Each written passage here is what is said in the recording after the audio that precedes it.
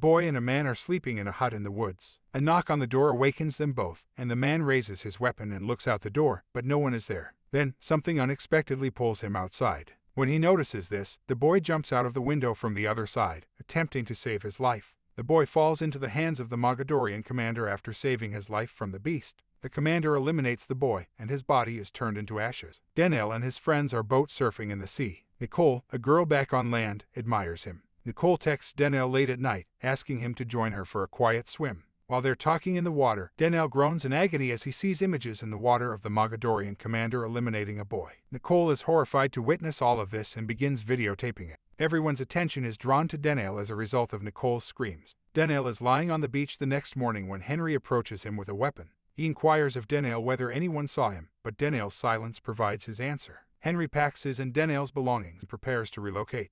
Henry destroys all of Daniel's memories, even changing the license plate on his car. Daniel is saddened to be leaving his friends. A green lizard climbs into their luggage as well. Henry describes himself as being from planet Lorien. The Mogadorians conquered their planet and exterminated all of its inhabitants. Only 9 children from this planet survived with their guardians and fled to Earth, but the Mogadorians followed them. Henry is his protector. The Mogadorians are now eliminating all of these children in order to maintain order. Daniel also noticed the death of number 3 as a sign this time.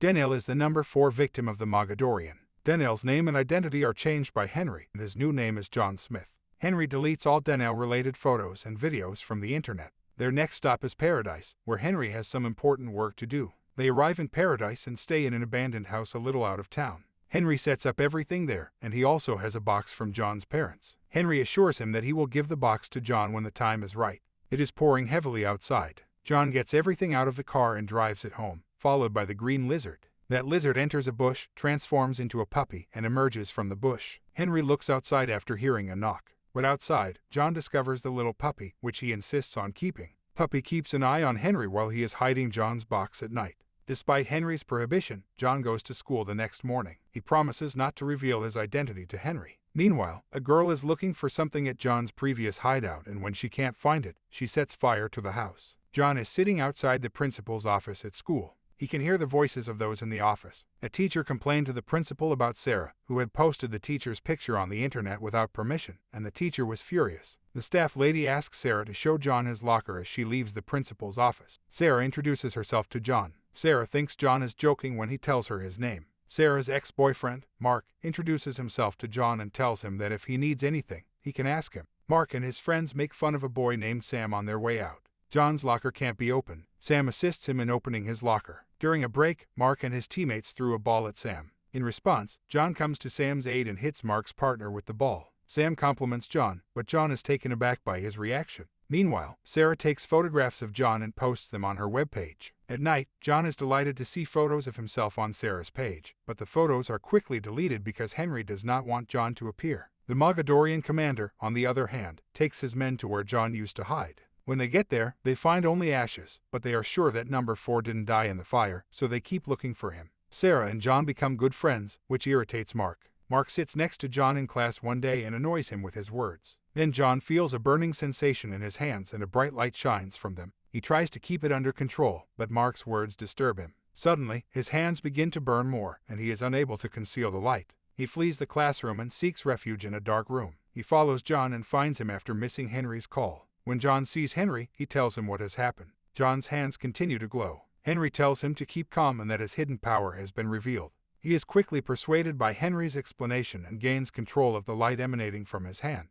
Henry informs John that he has no idea how powerful he is. Henry warns John that he must conceal his ability. John sneaks away from Henry and goes into the woods to practice his powers. He can run very fast and has mastered high jumps. While walking through the market at night, John notices Sarah purchasing something from a store. He meets Sarah there, and they walk and talk together. John observes Sam being chastised by his stepfather for failing to turn off the shop lights. All of this makes John feel bad. They arrive at Sarah's house. John is taken aback when he sees Sarah's lovely home. Sarah is perplexed by his surprise. Sarah introduces him to her family. Sarah's family extends a warm welcome to John. Being with Sarah's family brings him strange joy. Sarah shows him her room and her photo collection.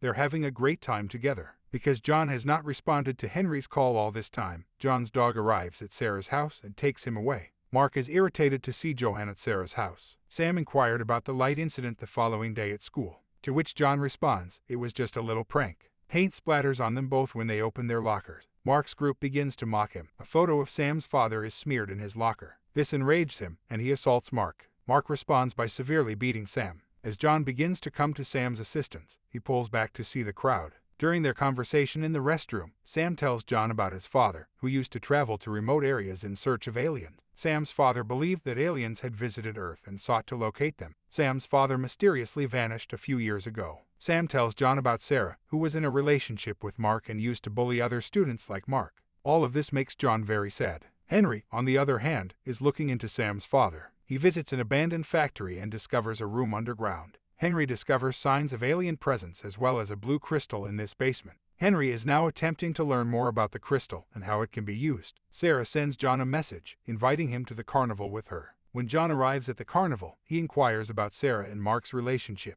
But Sarah claims that there is no longer any connection between them. She used to tease everyone, like Mark does, but now she has changed her focus entirely to photography. Then John and Sarah both go into a haunted tunnel and have a great time. Sam is following them both. At the end of the tunnel, some masked men assault John and kidnap Sarah. John fights alongside them and employs his abilities. Sam notices John's abilities. Following Sarah, John discovers that the men were sent by Mark. Mark assures Sarah that he did all of this solely to meet with her because she refused to meet with Mark.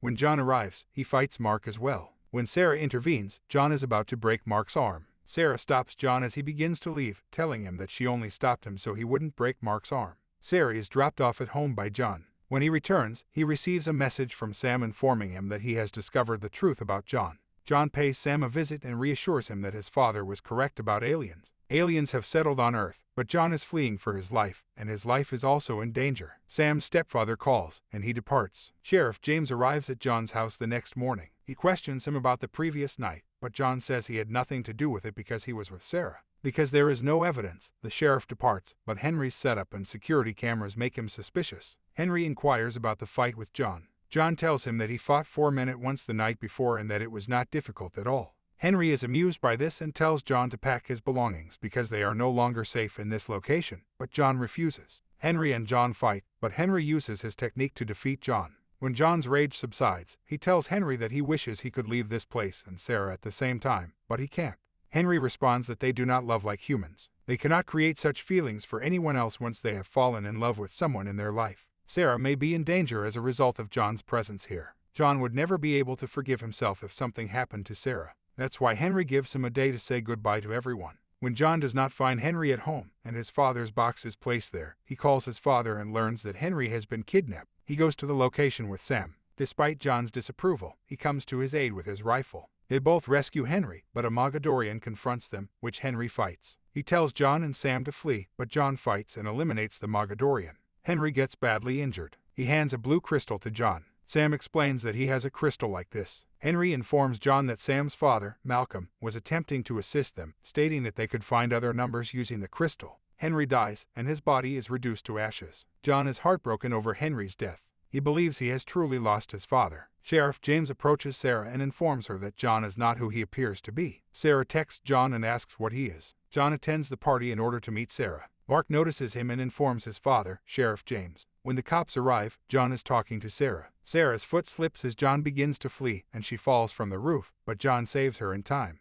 Sarah assists him in escaping and takes him to the school building. Mark informs James that he knows where they have both gone. The Mogadorians intercept them along the way and take Mark with them to find Sarah and John. The Mogadorians encircle the school. There is no way out for John and Sarah. Number 6, who has been looking for John for a long time, arrives and confronts the Mogadorians as they enter the school. After seeing the number 6, John confronts the Mogadorian, and the two of them eliminate the Mogadorians one by one. As the Mogadorian beast breaks free, John is unable to defeat it. The puppy then transforms into a massive tiger-like beast and confronts Mogadorian's beast. Number 6 is helped by John and tells her about his puppy's transformation. Number 6 informs him that it is from the same planet as him and is there to protect him. They emerge from the school after killing a large number of Mogadorians, where they are confronted by the Mogadorian commander. Number 6 and John gets the courage to face the beast that hurt Puppy, eliminating it and the Mogadorian commander as well. The next morning, John bids Sarah farewell and promises that he will see her again because he can never leave her. Sarah is aware of this. John and Number 6 are on their way to find the rest of Lorraine. Sam is also a member of their group.